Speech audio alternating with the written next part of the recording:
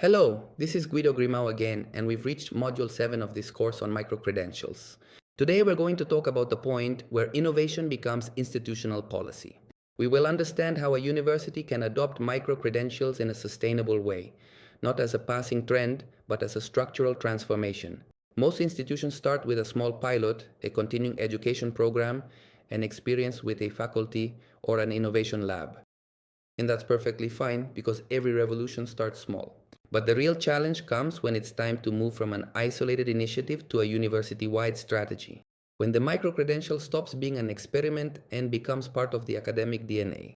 This transition requires leadership and, above all, a clear institutional vision. It's not just about issuing badges. It's about repositioning the university as an entity that certifies lifelong learning, validates real competencies, and builds bridges between the classroom and the workplace. The purpose isn't technological, it's cultural. Institutionalizing microcredentials is a process, and every process has stages. First, formal recognition, including them in the strategic plan, in innovation policies, or in the university's official documents. Second, governance, defining who approves, who designs, who issues, and who audits. Third, common standards, ensuring consistency across faculties, templates, and quality criteria. Fourth, teaching incentives, recognizing the time and merit of those who lead programs with digital credentials. And fifth, institutional monitoring, measuring results, publishing reports, and demonstrating impact. This is what turns a project into policy and, most importantly, makes it sustainable. When microcredentials depend on a single person or department, they have an expiration date. When they become an institutional commitment, they become part of the university's future. But of course, not everything is linear. Educational transformations face resistance, and microcredentials are no exception. There are teachers who view them with suspicion, administrators who see them as extra work, and leaders who fear fragmentation and the impact on the academic system. The key is to change the conversation, to show that a microcredential doesn't replace a degree, it complements it. It doesn't take value away from the degree, instead, it broadens the recognition of learning. When teachers discover that a microcredential allows them to showcase their work, their content, and their impact, they move from resistance to enthusiasm. That is leadership. And leadership isn't imposed, it's contagious. It's contagious. An inspiring example is that of the National Institute for Digital Learning in Ireland.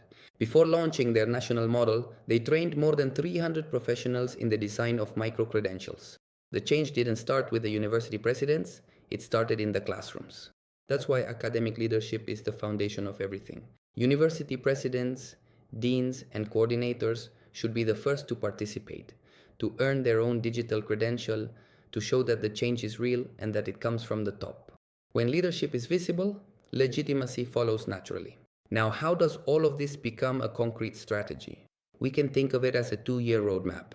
The first stage, from 0 to 6 months, is about exploration, diagnosis, defining governance, and initial training. The second stage, from 6 to 12 months, is the pilot phase. Launch between 3 and 5 programs in different faculties. The third stage, up to 18 months, is about expansion. Integrate the institutional catalog, add analytics, and evaluate results. And the fourth stage is consolidation. Formalize policies, accredit programs, and build external partnerships. This progressive approach allows for learning at every step, prevents mistakes, and creates organic growth. Each phase adds credibility, and every achievement, no matter how small it may seem, is proof of progress toward a more flexible and relevant educational model. But no university can do this alone. Microcredentials thrive in ecosystems. There are 3 types of partnerships that drive growth. Academic partnerships between universities that mutually recognize each other's badges. Corporate partnerships with companies that validate the certified competencies. And governmental partnerships, which integrate credentials into national qualification frameworks. Europe with the Erasmus Plus and LM programs, and Latin America with the Mochila initiative are examples of how cooperation multiplies the value of learning. An alliance is not just an institutional agreement, it is a network of trust. When a company recognizes the validity of a microcredential, that trust expands. And when 2 universities accept each other's credentials, a new common language is born. That is the foundation of educational interoperability, shared trust. Now let's talk about communication. One of the most common mistakes is launching microcredentials without telling the story. A digital credential is not sold, it is explained. Students need to understand why it is worth obtaining. Teachers need to know why they should issue it, and employers why they should value it. Communication should be both educational and aspirational. It should inspire, not just inform. Leading universities are already doing this, creating campaigns on LinkedIn, sharing real stories of students who landed jobs thanks to their badges, publishing dashboards with impact data, and positioning the institution as a pioneer in open learning. Strategic communication transforms a digital credential into a tool for institutional reputation and visibility. But sustainability also depends on quality. That's why microcredentials must be integrated with the institutional accreditation and evaluation system.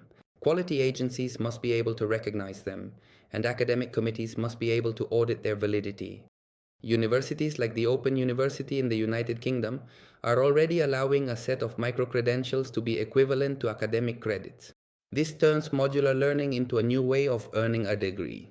And that is the future, a system where each student can build their own path, accumulating recognized, portable, and verifiable learning, where micro-credentials are a piece of a larger puzzle, the puzzle of lifelong learning. In the coming years, we will see universities integrate into global ecosystems, where badges will be recognized across countries, where catalogs will be open, and where employers will be able to validate skills with a single click. That is not a utopia. It is already happening, and those who prepare strategically today will be the ones leading that change tomorrow. That is why institutionalizing micro-credentials is not a technological issue. It is a political vision, a test, and a commitment to relevance, flexibility, and academic integrity. A university that adopts this model with vision and consistency not only improves its offerings, but also defines its future. Thank you very much for joining me on this journey. I hope this course is providing you with real tools to build your institution's micro-credential model with purpose, rigor, and impact. See you in the next module. Thank you very much.